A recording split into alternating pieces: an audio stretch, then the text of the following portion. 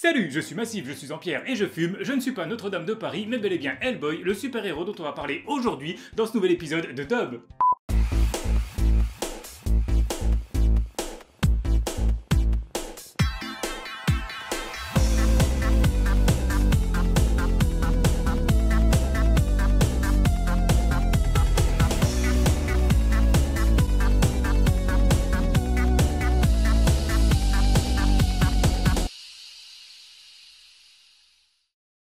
Pour rappel, Hellboy est un enfant démon qui a été découvert pendant la Seconde Guerre mondiale et qui a été élevé par les Américains. Vous constaterez qu'il possède une queue, des cornes et une main en pierre et que, pour des raisons de sécurité publique, il a été décidé de cacher son existence au monde, pas parce qu'il est différent, mais parce qu'il est extrêmement laid. Mais qu'est-ce que c'est que cette merde? Le film débute alors pendant l'enfance d'Hellboy. Oh, qu'il est vilain! Qui passe les fêtes de Noël avec son père adoptif. Ah, il est dégueulasse! En train de lui raconter une histoire pour s'endormir. Oh la vache! Cette histoire, c'est celle des mystérieuses Légions d'Or. Ce conte va être intéressant puisque l'intrigue du film s'articule autour de celui-ci. Il raconte l'histoire du roi des elfes qui, pour gagner la guerre contre les humains, a fait forger 70 fois 70 soldats mécaniques tout en or, entièrement indestructibles et qui obéissent au doigt et à l'œil aux porteurs de la couronne d'or. Alors effectivement, grâce à cette armée, les elfes ont écrasé les humains et gagné la guerre. Cependant, la puissance de ces soldats étant beaucoup trop dévastatrice, le roi des elfes décida de faire une trêve avec les humains et il fut décidé que ce pouvoir destructeur serait scellé sous la terre et que les anciens ennemis se partageraient le monde équitablement. Les humains occuperont la surface et les elfes les souterrains.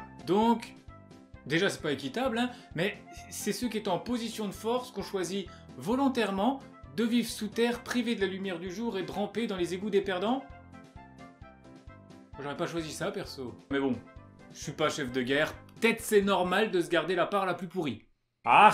Bonjour la France! Alors ça y est, on vous domine, ya! Alors, ce qu'on va faire maintenant, c'est qu'on va arrêter de vous taper dessus. On va vous rendre tout ce qu'on vous a pris et nous, on va aller vivre à Dijon, ya!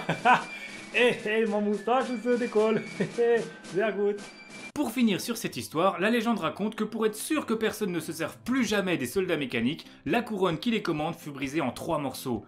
L'un fut donné aux humains, l'autre fut donné aux elfes et le dernier fut donné aux elfes aussi.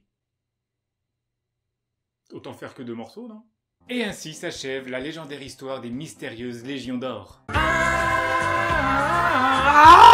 On revient dans le présent à Manhattan pendant une vente aux enchères durant laquelle est mise à prix une statue de ta mère. Mais ce qui nous intéresse va être le lot suivant, l'un des 3 fragments de la couronne légendaire. C'est lorsque celle-ci est présentée aux acheteurs qu'apparaît le prince Nuada, le fils du roi des elfes qui voue une haine féroce à l'égard de l'humanité tout entière et qui projette de récupérer la couronne pour envoyer les soldats mécaniques sur le monde. D'ailleurs, au cas où sa gueule de Serpentard suffirait pas à faire comprendre qu'il est méchant, après avoir volé la couronne, il va tuer tous les civils présents dans le bâtiment qui ne représentaient pourtant aucune menace, juste histoire que le spectateur un peu débile puisse bien tout suivre en même temps que les autres. Ah, donc lui il est méchant. On se rend ensuite dans le QG d'Hellboy, là où il vit et travaille depuis qu'il est devenu adulte. Un adulte qui, au passage, est tellement tout le temps vénère qu'il en devient insupportable. Hey, toi aussi tu serais de mauvaise humeur si t'avais qu'une main en pierre pour te branler. Ce QG est en fait le bureau de recherche sur le paranormal, un bureau top secret qui fait des recherches sur les phénomènes bizarres et inexpliqués tels que le triangle des Bermudes, les apparitions d'ovnis ou encore la carrière de Colonel Rayel. Hellboy travaille donc dans ce bureau en tant qu'investigateur aux côtés de sa petite amie Liz qui a le pouvoir de générer des flammes et de son ami Eb Sapiens, le fils caché de Dory et de Benedict Cumberbatch. Tous ensemble, ils partent enquêter sur ce qui vient de se passer dans la salle des enchères à Manhattan, et quant à nous, nous repartons rapidement voir du côté du prince Nuada, qui est retourné au royaume des elfes, et là, y a plus de doute, ils vivent clairement dans les égouts, hein. Ils se sont fait totalement entuber pendant la négociation. Alors, t'as beau jeter des paillettes et des confettis pour faire genre c'est royal, hein. Concrètement, ils vivent dans des chiottes. Et encore merci de m'avoir choisi sur Airbnb, hein. Tenez, bah voilà votre petit nid douillet. C'est vos chiottes? Oh non, attendez. Tadam!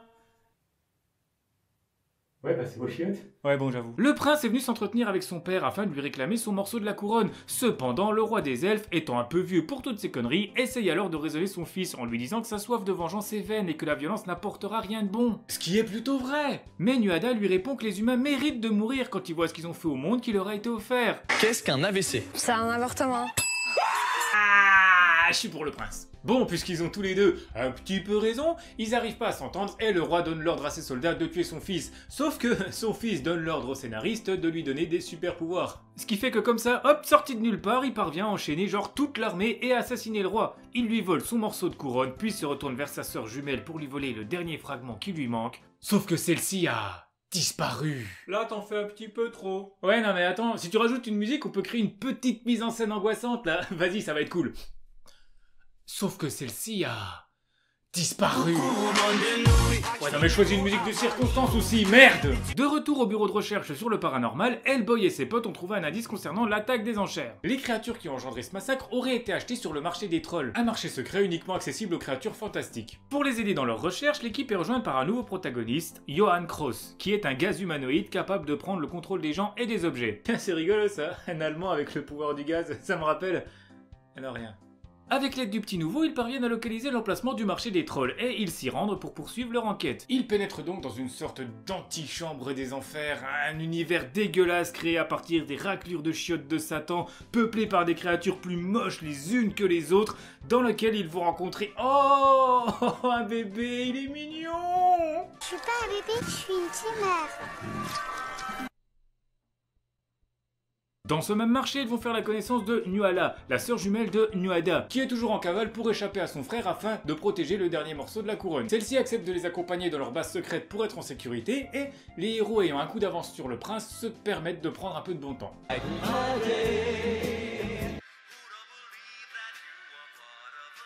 D'ailleurs, petite parenthèse, pour un bureau dans lequel on est censé faire des trucs top secrets, l'insonorisation elle me paraît un petit peu pourrie.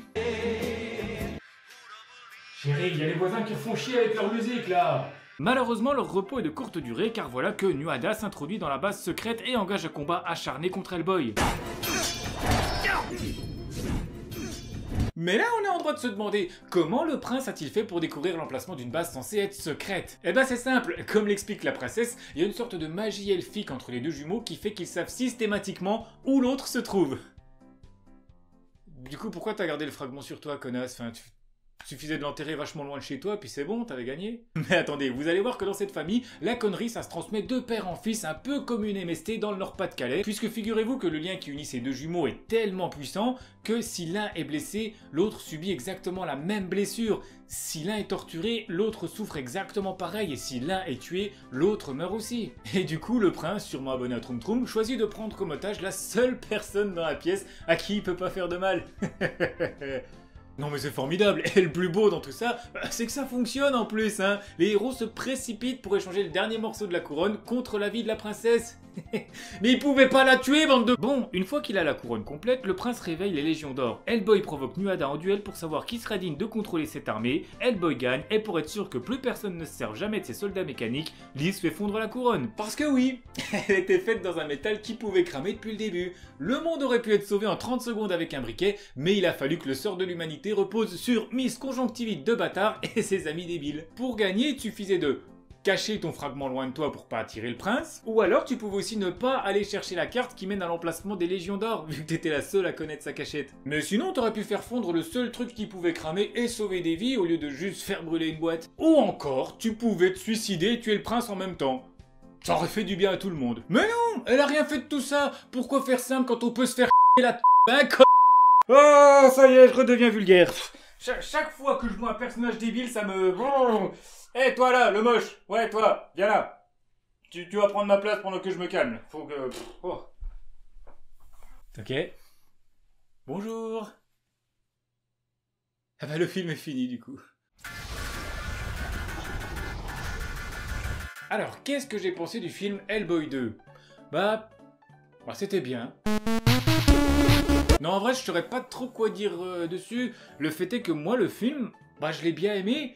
Il est ni trop bon pour être acclamé, ni trop mauvais pour être critiqué sans chipoter. Bah bien sûr, il y a des défauts, hein, notamment le traitement des personnages qui parfois est un petit peu simpliste. Hein, je pense aux monstres gentils qui sont stylés, alors que les autres on dirait tous des putains de poches de stomie qui n'ont pas été vidées après un nouvel an au Mexique. Ils sont tous dégueulasses. Dans le même registre, on peut aussi parler de Johann Kroos, qui est super strict et protocolaire au début, puis qui devient encore plus laxiste qu'un dragé Fuka pour les besoins du scénario. Bah bon voilà, c'est anecdotique, et à côté de ça, le film est cool. Il y a un bestiaire impressionnant, des scènes d'action qui fonctionnent, et en plus c'est bourré d'humour. À un moment, il y a même une vieille qui se fait frapper. Putain de merde, t'es à la retraite, pourquoi t'attends le samedi pour faire tes cours? C'est marrant, non? Moi j'ai trouvé ça marrant. Du coup, plutôt que de brasser de l'air, pourquoi ne pas vous apprendre un nouveau truc? Vous êtes nombreux à me dire que vous aimez bien quand je vous explique certaines pratiques du cinéma. Alors, ça tombe bien, on va en profiter parce que justement, dans ce film, il y a une scène qui m'a frappé. C'est quand Liz annonce une nouvelle importante à Hellboy. Regardez sa réaction. y a pas de réaction. Et vous regardez quand même. Ils sont cons. Eh oh, regardez l'oiseau mort dans le ciel. Cette absence de réaction, c'est pas un mauvais jeu d'acteur pour le coup. C'est juste une tronche neutre qui peut s'adapter à n'importe quelle situation. Vous savez pas ce que lui a annoncé Liz, et c'est impossible pour vous de le deviner en vous fiant au visage d'Hellboy, parce que cette tête fonctionne avec n'importe quelle déclaration. Tu vas pas me croire, on a gagné au loto. C'est moi qui ai mangé le dernier Kinder Bueno. Tu sais pas où j'ai rangé le tupperware bleu? Je l'ai retrouvé, il était dans mon cul. Eh bien, cette réaction qui n'en est pas une et qui peut s'appliquer sur n'importe quelle émotion, l'amour, la peur, le dégoût, le suspense, eh bien, ça porte un nom. Ça s'appelle l'effet cool chauve. À ne pas confondre avec The Rock, qui lui est un chauve cool. Excusez-moi, je suis le rabat-joie, bonjour. Je peux pas vous laisser faire cette blague, tout simplement parce que ça se prononce pas cool chauve, mais cool et chauve. Donc votre blague là, déjà qu'elle était pas terrible, elle marche pas en fait. Ah? Bon bah tant pis alors, on va pas faire de blague là-dessus. S'il vous plaît, oui. Merci de ne pas insister. Bon bah du coup je disais, ça porte un nom tout ça, ça s'appelle l'effet coulée de chauve. À ne pas confondre avec ceci, qui est une coulée de chauve. Moi je laisse tomber. Il s'agit en fait d'un biais cognitif de type mnésique mis en évidence par le réalisateur et théoricien Lev Kuleshov à l'Institut supérieur cinématographique d'État. Et oui, je suis en train de lire Wikipédia pour avoir l'air intelligent. J'ai écrit ça? Le but de cette expérience étant de prouver qu'un spectateur interprète plus facilement une scène via l'interaction entre ses différents plans. Et du coup, selon moi, de mettre en avant l'importance du montage au cinéma, puisque c'est ce qui va aider le spectateur à calquer ses émotions sur celles du protagoniste pour se mettre plus facilement à sa place, pour s'identifier et donc pour encore plus kiffer son petit film. En résumé, pour faire simple, il s'agit donc d'une contamination sémantique à double direction. C'est la propension d'un plan à influer sur le plan qui lui succède dans le montage, avec en retour l'influence de ce plan sur le sens du précédent. Voilà, vous venez d'apprendre ce qu'était l'effet coulée de chauve, et je vous promets que ça vous servira jamais à rien dans votre vie. Y a pas de quoi. Donc pour conclure, regardez Hellboy 2. Ou regardez-le pas, je m'en fous en fait, en tout cas moi j'ai bien aimé. J'ai choisi de commencer par le deuxième film parce que j'en avais un bon souvenir, et il se trouve que j'ai pas été déçu, il a plutôt bien vieilli pour un film de super-héros, surtout quand on voit ce qui se faisait à cette époque. Du coup j'espère que le nouveau film de 2019 fera au moins aussi bien. Hellboy, c'est un personnage qui le mérite, il est vraiment cool, il a du potentiel, et il passe super bien sur grand écran. Et en plus, il tape des vieilles, quoi. Connasse de vieille, pourquoi y a jamais des vrais gâteaux dans tes boîtes à couture de merde?